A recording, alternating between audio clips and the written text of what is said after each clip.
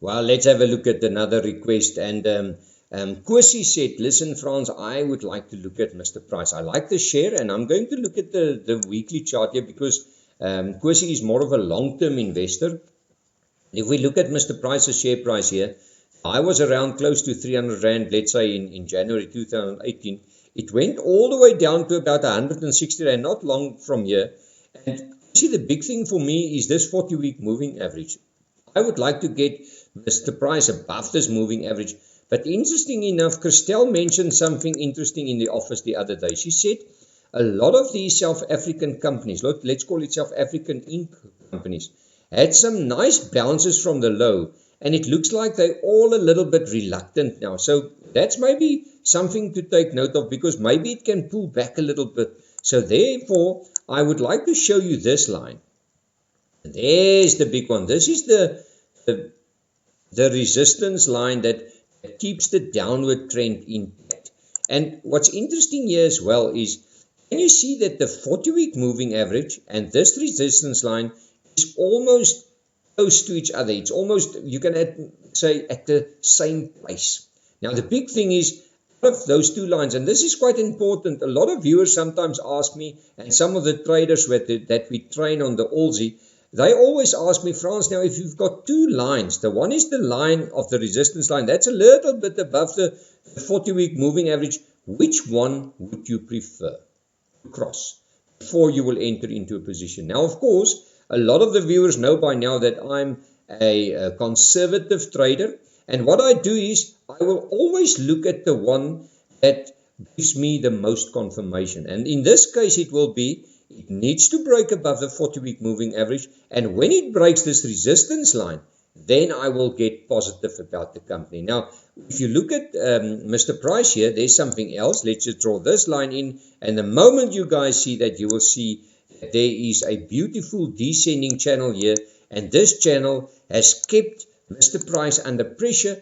And if it can break above this line, and there's your line, above 186.80, we can easily see that this descending channel turn into a bullish formation, and it can take the share, if we just use that width of the channel and project it to the top, we can see the share in time to come at around close to 235. So I like the share, but interesting that Christelle noted that a lot of these shares bounce and it looks like they're tired. So maybe we can move back into this channel, and therefore I will say wait for this resistance line, this strong resistance line, to turn into a support before you get excited about Mr. Price. Well, he said he's not keen on a company with the name of Westcol. He used a different word, so I cannot use the word on the show because they will say, woo, Frans, that is not a good word to use.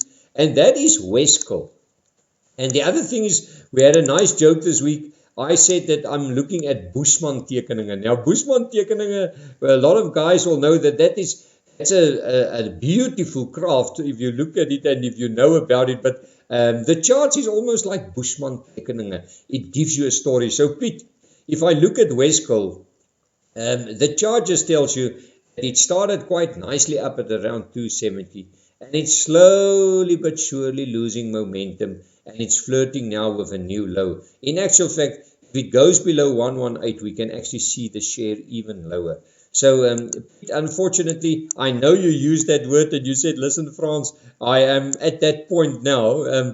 So, I will say, Piet, the best is wait for the share. And there you can see it's working on a falling wedge. Now, a falling wedge, we know eventually, and remember I'm using the word eventually, will break up to the upside and it will give us a relief bounce. At this point in case, unfortunately, inside this falling wedge, Piet, you cannot do a thing.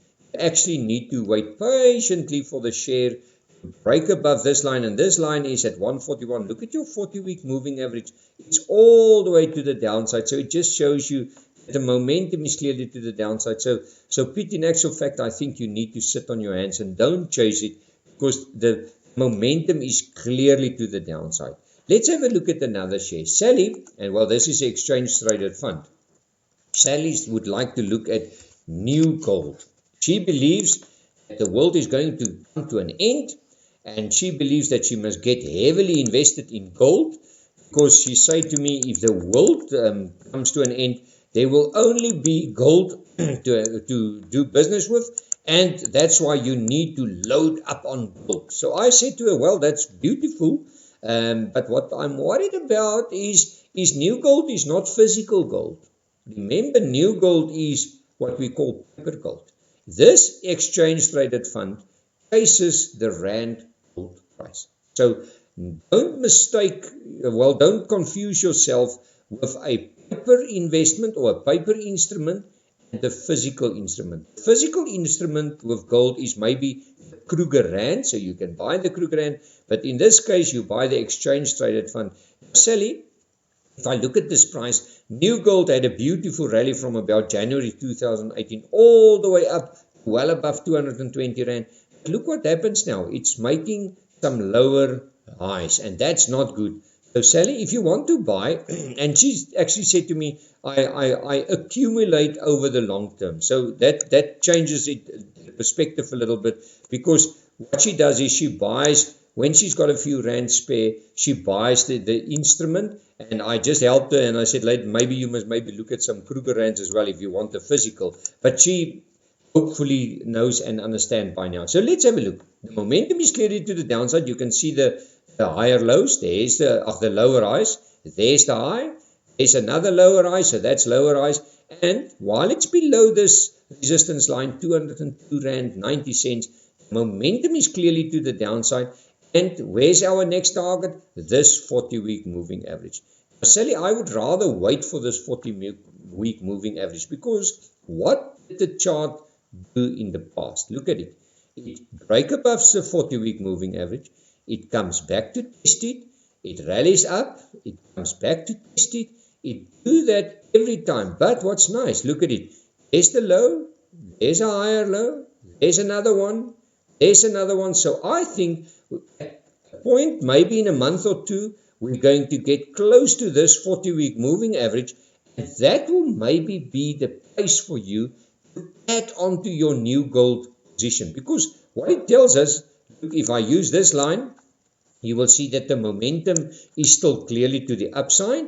It starts beautiful at the bottom and it makes higher lows all the way. So I will wait for this 40-week moving average, and that's close to, let's call it 192. Maybe in a few weeks' time it will probably be close to 195. That will be the place where I will add on my position onto new gold. If I've got, like you, a long-term view on the exchange traded fund. Also remember, it is a paper instrument. It is not the physical. Don't forget that. Well, then I had the trader, and his name is Floris. Floris said, listen, Frans, I would like to short Impala Platinum. And I've got the idea he did short already. But Floris, if I look at the chart, and I've got a simple method. If I want to short an instrument, and I know a lot of the viewers also know me, I always go in small, and then what I will do is I will build a position. Now, Floris, if you look at this chart now, there's quite a few warning candles. That little one there was almost a shooting star candle. Then it bounced up immediately. It didn't get a bearish engulfing candle. Let's maybe just zoom it out for the viewers. It didn't give us a bearish engulfing candle there. It just rallied even further. And yesterday we saw this, what we will call a gravestone doji, or maybe a teardrop candle. I will say it's a gravestone doji. This little real body is a little bit big, but what it tells me, that the share is still in a beautiful upward momentum. And if you get this warning candles, the best is, and I like to do that, I will draw in a resistance line or a support line, and there you are. I would just want to draw it in there. There you are.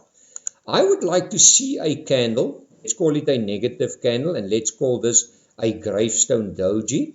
And why a gravestone doji? Because remember, some people, when they stand next to a grave, it's not always just sadness. Some of them are happy because they know they're going to inherit a lot of money. So that's why a gravestone doji is either positive or negative. So I would like to see a bearish candle now, and that is my my little line in the sand, and that's 110 rand and 45 cents. Now, Floris, if you are short, then I don't know where are you short, but don't add up until you see some lower highs. On the other hand, if you are not short and you would like to enter into a short, a tiny short, then you can use this line of 110.45 as your entry point, and you use the stop of that candle, that's 116.95 as your stop loss. So I would like to say, and remember, if you look at this share price, look at it. Can you believe it? This is Impala Platinum, and nobody believed us. I can remember when we called the share close to, I think, 19 rand or 20 rand. Let's make it 25 rand. Then it doesn't bother anyone. But let's call it 25 rand. It rallied from 25 rand in about 2 years' time, 115 rand. So even his idea of the short, I think, is not that wrong, because what will happen here is, even when it comes back, it can easily fall back to this. I will say this 100 rand is a big level for me. It can go as low as 98.45. So I must warn viewers, if you have Impala Platinum, this share had an enormous rally. But on the other hand, people will say, Frans, a price to earnings ratio of 26 and the palladium price is strong. That's quite big. And the dividend yield is almost zero, because they're still paying off some debt, only generating cash now. So I'm a little bit nervous about Impala Platinum.